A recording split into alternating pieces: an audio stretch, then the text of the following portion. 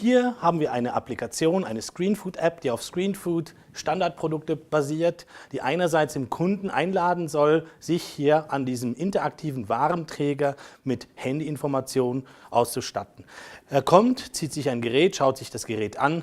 In der Zwischenzeit blendet der Screen, der interaktive Screen, entsprechende Informationen auf zu diesem Gerät. Das heißt, ich sehe hier technische Spezifikationen einerseits. Ich kann aber auch die diversen Preispläne von unterschiedlichen Anbietern entsprechend anschauen und vergleichen. Das zweite ist, kann natürlich Sprache ändern. In der Schweiz werden üblicherweise 3 Sprachen gesprochen, 3 Landessprachen. Das heißt, ich könnte sogar als Ausländer hier englische Informationen beziehen. Das Tolle an dieser Anwendung, wenn ich 2 Handys ziehe, kann ich die auch vergleichen. Also in dem Fall ein Nokia, auf der anderen Seite ein Samsung. Ich kann die hier vergleichen und die entsprechenden Funktionen individualisiert anschauen, auch wieder in unterschiedlichen Sprachen. Angenommen, ich interessiere mich jetzt für dieses spezifische Nokia-Gerät, welches ich mir dann anschauen möchte, werde ich den Kundenberater hinzuziehen, der mir hier allenfalls hilft, den entsprechenden richtigen Preis zu finden für meine Handynutzung. Sollte ich in der Lage sein, mit 3 Armen das Ganze bedienen zu wollen, werde ich freundlich darauf aufmerksam gemacht, dass es nur 2 Geräte gleichzeitig verglichen werden können.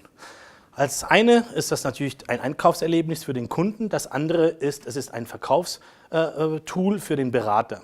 Nicht zuletzt ist es für den Brand als solches, in dem Fall hier Postshop, also die Post, die Schweizerin Post in ihren Shops, eine sehr schöne Anwendung, um all diese Geräte zu taggen. Das heißt, jedes Mal, wenn ein Gerät gezogen wird, wird es statistisch erfasst und so können natürlich entsprechende Marktforschungen, Analysen gemacht werden, welche Geräte mit welchen verglichen werden, welche Geräte am Schluss tatsächlich entschieden werden und am Schluss diese Zahlen mit den entsprechenden Abverkaufszahlen der Kasse zu vergleichen, um dort auch den Abverkauf darstellen zu können.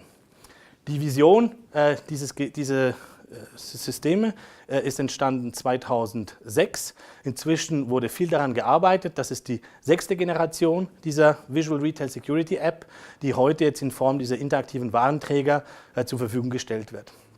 Was hier einzigartig ist, ist, dass alle Informationen, die Sie hier sehen, das heißt Bild, Preis, technische Spezifikationen, Übersetzungen, wie aber auch die Preispläne, vollautomatisch aus diesen SAP- und Warenwirtschaftssysteme zusammengestellt werden und visualisiert werden. So wird sichergestellt, dass immer der Preis, der hier dargestellt wird, auch tatsächlich der Preis ist, der auf der Kasse am Schluss verrechnet wird.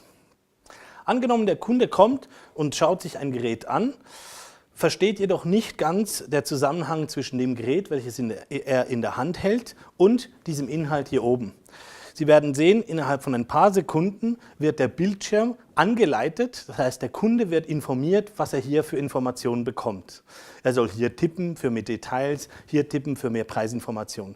Diese Hilfe ist total interaktiv, das heißt, wenn ich ein zweites Gerät hinlegen würde, würde die Präsentation genau mit dem gleichen Gerät weitergefahren werden.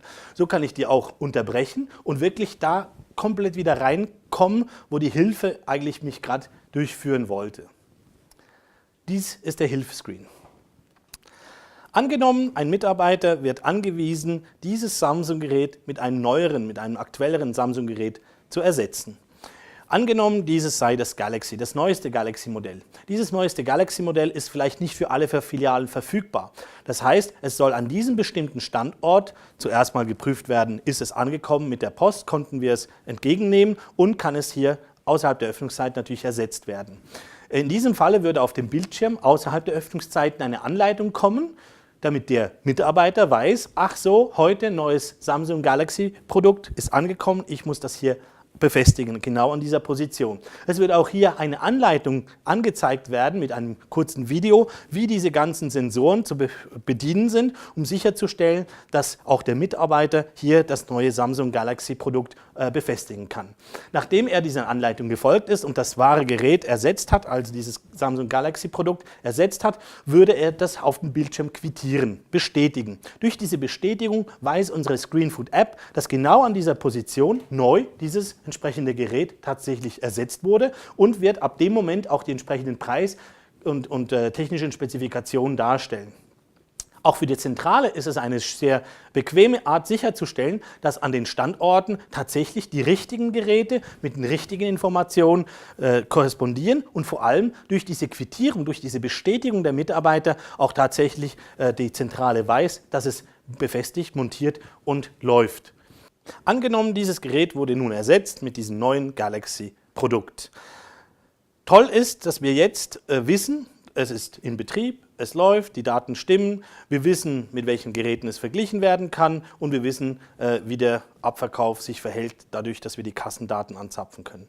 Spannend wird es aber, wenn wir dieses Layout, ja, das wir hier sehen, anfangen positiv zu nutzen, zu unserem Gunsten, zum Marktnutzen einzusetzen. Und zwar, wir wissen heute, dass die Mehrheit der Menschen rechtshändrig ist. Das heißt, die meisten Menschen werden sich in dem Bereich mit den Handys beschäftigen, die noch nicht so hohe Ansprüche haben an Technik. Andere Technikfreaks werden halt bestimmte Geräte schon suchen, optisch, und sagen, wo ist mein Nokia mit der Tastatur, und werden dann entsprechend fündig. Somit heißt das, dass ein Kunde, der heute keine oder kleinere Ansprüche hat an Handys, relativ schnell greifen wird und wir dadurch das Layout so optimieren können, dass wir Penner-Geräte, also Geräte, die noch nicht so oft verkauft werden, hier in den Vordergrund bringen und Geräte, die sehr oft verkauft werden können, in den Hintergrund zu bringen. Es geht so weit, dass bestimmte Positionen an den unterschiedlichen Marken verkauft werden können, um nochmals mehr Einnahmen zu generieren. Also angenommen, dieses Samsung Galaxy wäre eines der Rennerprodukte,